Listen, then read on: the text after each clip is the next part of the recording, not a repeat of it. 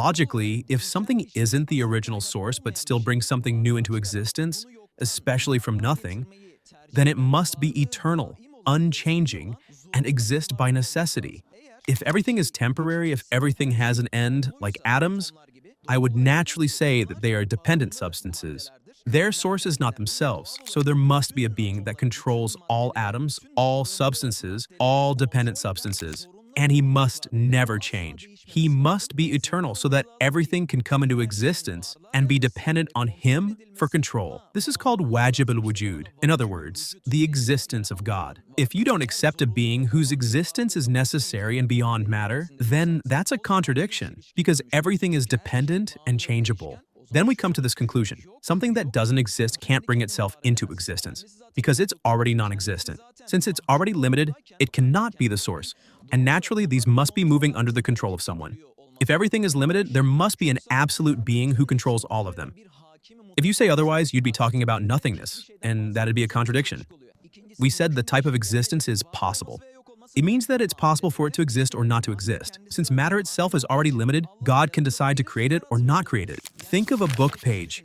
If there is a book, there must be an author, is that correct? Yes. See? An example of the concept of necessary existence. If there is an author, he can write letters on a piece of paper. In other words, it is possible to write letters and write a book. He may or may not write. The coming into existence of atoms, the universe, and matter is also possible. In other words, it may or may not be created, because the original source is not atoms. What was the third level of existence? It was impossible. What is impossible? Not able to exist. Such as a number is either even or odd. Is that right? Is there a third possibility? No. It's impossible for a number to be both odd and even, a logical contradiction.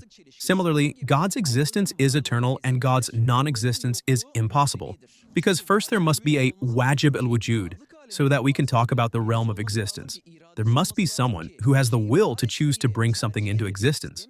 This means that God's non-existence is impossible, and a second God is impossible, because what we call infinite and eternal is already one. What we call eternal is unchanging and one. Doesn't that make sense? It does. So God's existence is also a necessary reality. His absence is impossible. Even assuming a second God is a contradiction, and to think that there was something before God is also a contradiction. So asking, who created God, is also a contradiction. He is not bound by time. Asking about what came before it is, again, a contradiction.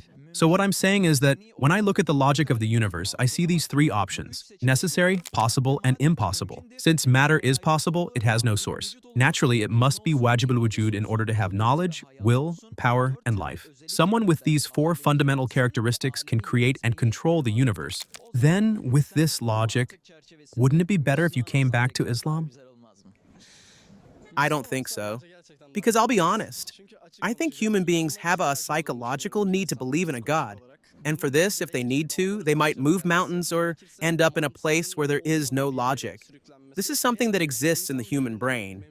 I believe in science, and I love and support science. But the arguments we just presented were based on logic. I am already using your argument as evidence, because human needs are already evidence of God's existence. This is called the proof of fitra, nature. God gave every human an ability from birth to discover him.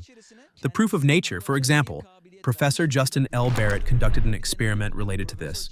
Together with more than 50 academics, they go to more than 20 countries to conduct this research. They conduct experiments on children, and they go to the children of atheist families, of Muslim families, and they find that children have an innate belief in a creator. So children at around age 3 actually treat all of the supernatural agents in their cultural context as about the same, even if the adults don't think that they're all very smart. But the young children treated them all as super smart. They know everything.